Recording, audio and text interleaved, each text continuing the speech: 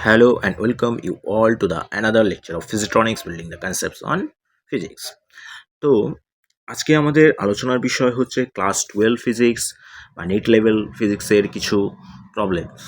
আজকে যে আলোচনাটা হবে ক্লাস 12 ফিজিক্সেরই আলোচনা হবে। তো আমরা প্রথম যে কোশ্চেনটা এখানে দেওয়া রয়েছে ওয়েভ অপটিক্স থেকে ইয়াংস ডাবল স্লিট এক্সপেরিমেন্ট থেকে। In a young double slit experiment, 10 fringes are formed by a light of wavelength 7000 angstrom. If by using another light, 14 fringes were seen in a same span, তাহলে প্রথম 10টা ফ্রিঞ্জের যে ওয়েভলেন্থটা ছিল 7000 angstrom, আর একটা light source যেখানে তুমি দেখছো 14 ফ্রিঞ্জেস তৈরি হয়েছে সেই স্প্যানে, তাহলে সেই ক্ষেত্রে ওয়েভলেন্থটা কি? আমরা জানি ইয়াংস ডাবল স্লিট এক্সপেরিমেন্টে ফ্রিঞ্জ উইডথটাকে আমরা বিটা দিয়ে লিখি। সেখানে বিটা হয় capital D lambda divided by small d. Capital ডিটা কি? ক্যাপিটাল ডিটা হচ্ছে the distance between the slits and the screen, আর স্মল ডিটা কি? The distance between the two slits. So যেখানে স্লিট সেপারেশনটা হয়েছিল, যদি আমরা ছবি এঁকে বোঝাতে চাই, একটা দুটো স্লিট ছিল, স্লিটের যে ছিদ্রগুলো ছিল দ্বিরেখা ছিদ্র, সেই দুটো স্লিটের যে মাঝের ডিস্টেন্স, এই যে ডিস্টেন্সটা, এটা ছিল তোমার স্মল ডি, ঠিক? আর ক্যাপিটাল ডিটা কি ছিল? ক্যাপিটাল ডিটা ছিল এখানে যে স্ক্রিনে যে ইন্টারফিয়ারেন্সটা হবে, ইন্টারফিয়ারেন্স হওয়ার পর যে ছবিটা তৈরি হবে, যে স্ক্রিনে যে পড়বে যে ছবিটা, তাদের মধ্যে ডিস্টেন্সটা ছিল ক্যাপিটাল ডি। আমাদের মনে রাখতে হবে ওয়েভ অপটিক্সের আমরা বলি যে লাইট ইজ আ ওয়েভ, তার এক্সপেরিমেন্টাল প্রুফই হচ্ছে ইয়াংস ডাবল স্লিট এক্সপেরিমেন্ট। আমরা জানি কোনো পার্টিকেলের মধ্যে যখন পার্টিকেলের মধ্যে কলিশন হয় তখন মোমেন্টাম কনজার্ভ থাকে। এখানে পার্টিকেলের কলিশনটা মোমেন্টামের চেঞ্জেস আসে, কিন্তু ওভারঅল যে মোমেন্টামটা সেটা কনজার্ভ থাকে। ঠিক তেমনভাবে ওয়েভের যখন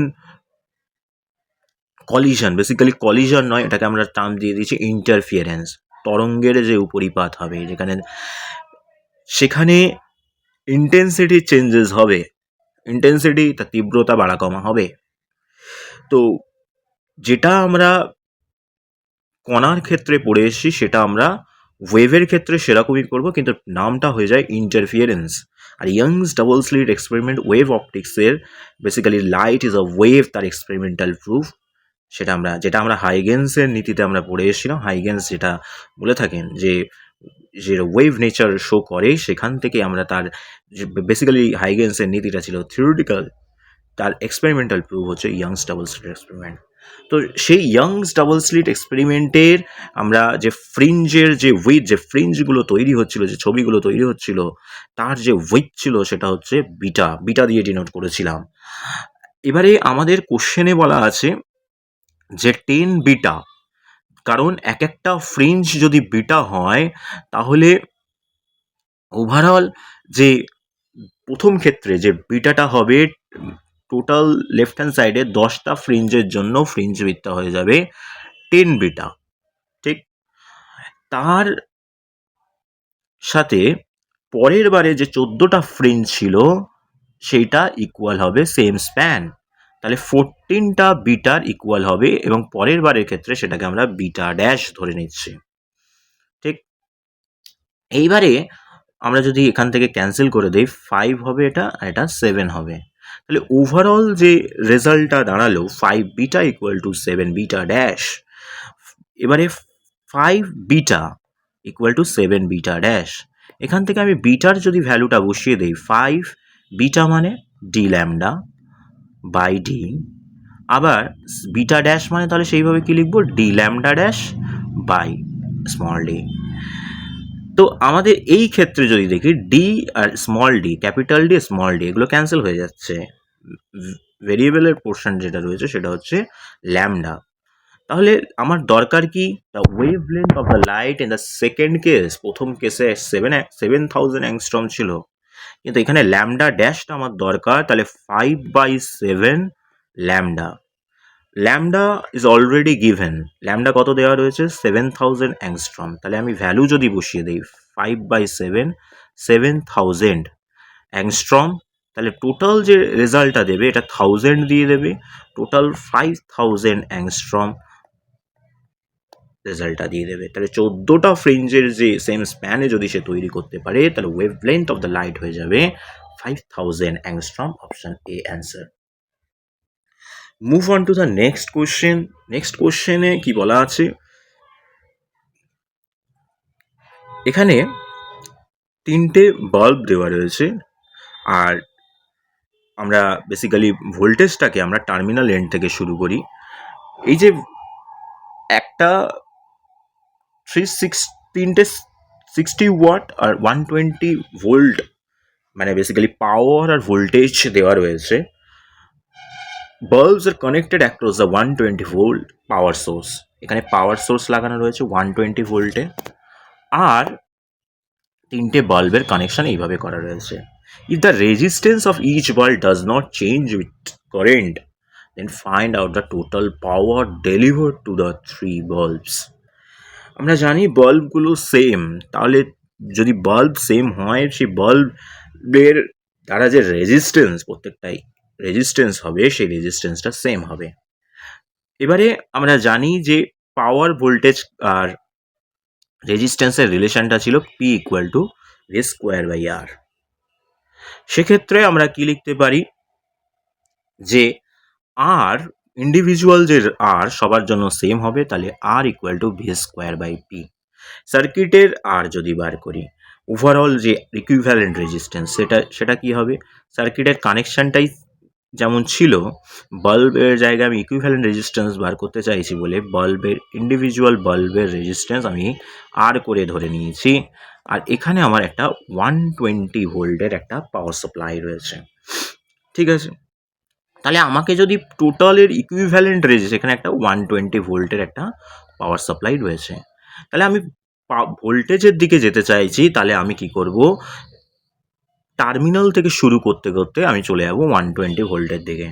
তাহলে টার্মিনাল রেজিস্ট্যান্সগুলো, মানে একদম টার্মিনাল থেকে যদি শুরু করি, দুটো রেজিস্ট্যান্স প্যারালাল কানেকশানে রয়েছে, তার উপরে যে রেজাল্টটা দাঁড়াবে সেটা এই রেজিস্ট্যান্সের সাথে সিরিজে রয়েছে।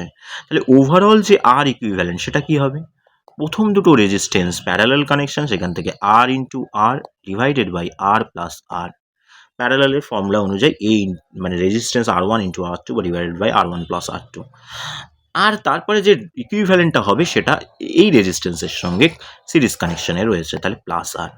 তাহলে ওভারঅল রেজাল্টটা উপরে, রেজাল্টটা কী আসবে, উপরে আর স্কোয়ার, নিচে 2r প্লাস আর। তাহলে এখানে আমি যদি কেটে নেই, তাহলে কি হবে, r/2 প্লাস আর, মানে ওভারঅল রেজাল্টটা হবে 3/2 আর। ঠিক আছে, তাহলে আমাদের ক্ষেত্রে এখানে যে ওভারঅল পাওয়ারের যে পাওয়ার কি আসবে, পাওয়ারের যদি এক্সপ্রেশনটা বার করতে চাই, টোটাল যে পাওয়ার সাপ্লাই হচ্ছে, একইভাবে আমরা লিখতে পারি P equal to V square by R equivalent. তাহলে আমার আর ইকুইভ্যালেন্টটা কত এসছে, ভি স্কোয়ার। ঠিক আছে, ভি স্কোয়ার একটা গিভেন ছিল, সেখান থেকে এই আর ইকুইভ্যালেন্টের ভ্যালুটা যদি বসিয়ে দিই, R equivalent already we have found that 3/2 r, তার মানে এখানে আমি যদি 3/2 r বসিয়ে দিই, একটা পোর্শন দেখো, এইটা তোমাকে 2/3 দিয়ে দিচ্ছে, আর এটা ভি স্কোয়ার বাই আর দিয়ে দিচ্ছে। এটা বেসিক্যালি আমি ইকুইভ্যালেন্ট পাওয়ার বা টোটাল পাওয়ার পিটি বার করতে চাইছি, টোটাল সার্কিটের ওপরে যে টোটাল পাওয়ারটা এসছে। তাহলে পিটি মানে টোটাল যে পাওয়ার ডেলিভার্ড টু দ্য 3 বাল্বস কত হচ্ছে, 2/3 ভি স্কোয়ার বাই আর। এইবারে আমার ভি স্কোয়ার বাই আর আমার দেওয়া রয়েছে, কত দেওয়া রয়েছে, ভি স্কোয়ার বাই আর হচ্ছে পি, আমরা একটু আগে লিখেছি পি, এখানে আমরা লিখেছি, এবং পিটা আমাদের গিভেন কোশ্চেনে কত বলা আছে, 60 ওয়াট। তাহলে আমি যদি টোটাল যে পাওয়ারটা 60 ওয়াট মানে ইন্ডিভিজুয়াল যে বাল্বগুলো তার পাওয়ারটা দেওয়া রয়েছে 60 ওয়াট। তাহলে আমি যদি এখানে ভ্যালু বসিয়ে দিই 2/3 ইন্টু 60, তাহলে কত দেবে রেজাল্টটা? 20 মিন্স 40 ওয়াট দিয়ে দেবে। তাহলে আমাদের অ্যান্সারটা হবে কি? Option C, 40 watt. তাহলে ইন্ডিভিজুয়াল পাওয়ার কত ছিল? প্রত্যেকটা বাল্বের জন্য ইন্ডিভিজুয়াল পাওয়ার ছিল 60 ওয়াট। 120 ভোল্টের অ্যাক্রসে এগুলোকে কানেক্ট করা হয়েছিল, প্রত্যেকটা বাল্বের একটা কানেকশন দেওয়া ছিল। টোটাল পাওয়ার সাপ্লাই করা হচ্ছে, ডেলিভার করা হচ্ছে 3টে বাল্বে, সেটা হচ্ছে 40 ওয়াট। ঠিক আছে? তো যদি কোনো ডাউট থাকে তোমরা কমেন্ট সেকশনে জানাবে। আজকের মতো ভিডিওটা এখানে রাখছি। Thank you.